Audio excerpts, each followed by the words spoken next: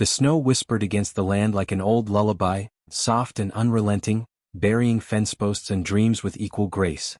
In the vast white hush of the Wyoming plains, where even the hawks had long since disappeared into the blizzard, a small figure trudged forward, barely taller than a barrel, blanket dragging behind her, boots swallowed by the drifts. Her cheeks were red with cold, her breath a pale ghost in the air. She didn't cry. She just walked, determined, like someone told her help was always somewhere if you just walked far enough. A man on horseback caught sight of her through the veil of snow. He was riding slow, head down, hat brim iced, the kind of cowboy who looked like he hadn't spoken to another soul in days, and hadn't missed it. His name was Bo McCrae, and the storm suited him. Loneliness had never bothered Bo. He wore it the way others wore coats. But that day when he saw her, just a speck of color in a world gone white, his heart did something he didn't expect. It lurched. She looked up at him with eyes too big for her small, freckled face and said, "My mommy is tied to a fence in the snowstorm. Please help her." There was no scream in her voice. Just fact. Just a small kind of hope that hurt more than any cry could. Bo dismounted, slowly, not taking his eyes off her, and crouched beside her. "Where?" he asked. She pointed behind her, toward the horizon blurred by flurries. "Back that way. I can show you." He didn't ask more. Didn't ask why or who or how long she'd been walking. Some questions freeze in your mouth. He simply lifted her up onto the saddle, wrapping his duster around her like wings, and turned Darla, his Palomino mare, back toward the cold. They found the woman, her mother, lashed to a broken fence outside the old Miller property. Snow was piled around her like a grave half-finished. Her head slumped, hands blue. Ropes cut into her wrists like the marks of something worse than cruelty, abandonment.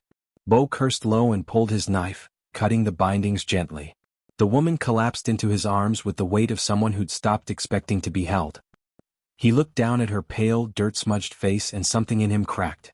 He'd lost his wife in a snow like this. A different year. A different death. But the cold was the same. He carried her to his horse, lifted her behind the saddle and led the way back home.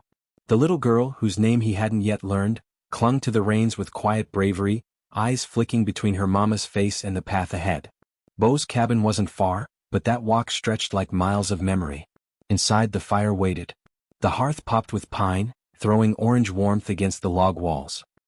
He laid the woman on his bed, moved gently, boots still crunching with snow as he stoked the heat higher. He wrapped her in quilts, boiled water, and tucked the child into a rocker near the fire, covering her with an old wool blanket. She didn't speak again. Just watched him with the trust of someone who had no other option. The woman didn't wake the first night. Bo didn't sleep either. He sat near the fire, letting his horse drink from a pail just outside, and watched the two strangers breathe. The storm howled around the cabin like it wanted them back. But he didn't open the door. When the woman finally stirred, it was morning. Sunlight tried to push through the frost-laced windows, and the smell of coffee drifted warm. She blinked slowly, confusion softening her bruised features. "You're safe," Bo said, voice low, like he was trying not to scare a deer. She tried to sit, groaned, and lay back. "Where?" "Cabin's mine. You were tied to a fence. Your daughter found me." The words seemed to shatter her. She turned her face to the wall. Her shoulders shook, but no sound came out. Bo poured a cup of coffee and left it on the table beside her. Then he went outside, leaving the door open just a little longer than necessary. That evening she sat near the fire, wrapped in one of his shirts and a blanket, her hands still trembling. June, that was the child's name, curled up at her feet like a kitten. Bo cooked beans and cornbread. The woman didn't speak until the third bite. "Cassidy," she said. He looked up. "My name. Cassidy Rain." He nodded once, slow. "Bo." She looked down at her food. "You're kind. People ain't kind anymore." He didn't know what to say to that. So he didn't say anything. Silence filled the room like fog, thick but not heavy. They spent days in that rhythm. Snow fell endlessly. Cassidy helped where she could. Her limp from frostbite made her slow, but she was stubborn. She washed dishes with shaking fingers, stacked wood with bent shoulders. Bo let her. Some part of him understood the need to do, not just rest. June sang to the mare, Darla, who let the little girl braid wildflowers into her mane when the snow relented for a morning. Bo had never seen that horse stand so still for anyone. Cassidy didn't ask for stories.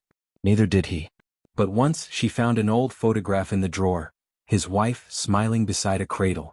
She placed it back exactly where it had been. That night she made stew. Bo didn't mention the photo. Cassidy didn't mention the tear in her eye when she stirred the pot too long.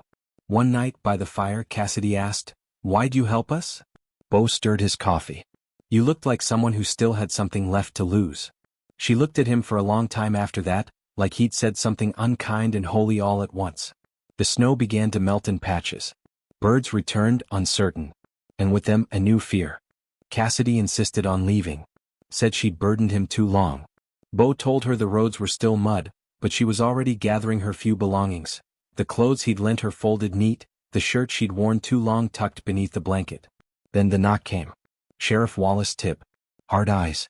Silver badge. A man who'd never once knocked on Bo's door without bad news dripping from his boots. "Rain in there?" he asked. Bo didn't answer. The sheriff spit in the dirt. "She lied in court. Got one of my boys locked up. Whole town's been whispering since her man died. You really want to tie yourself to that?" Bo stood quiet, jaw set. The fire behind him felt far away. "She's got a daughter," Tibb continued. "Means she's got weaknesses. I'd watch your back, McCrae." Darla reared behind the cabin. The sheriff flinched, and that gave Bo just enough pleasure to keep from speaking. He didn't draw his gun. Didn't need to. His silence was threat enough. Tibb left. Cassidy cried that night, silent and stiff-backed. She didn't want pity. Didn't want comfort. But Bo sat beside her anyway, not touching, just near enough that the warmth of the fire felt like something shared. She was gone by morning.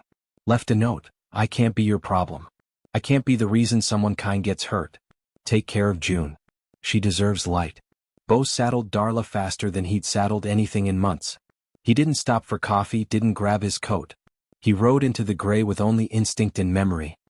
He found her near the old pass, half-collapsed, frost clinging to her lashes, blood crusting one torn palm. She was trying to reach the trading post, thinking it would be safer there, thinking maybe she could disappear. He dismounted without a word, lifted her into his arms again, and this time when he held her, he said, "I lost one woman to childbirth.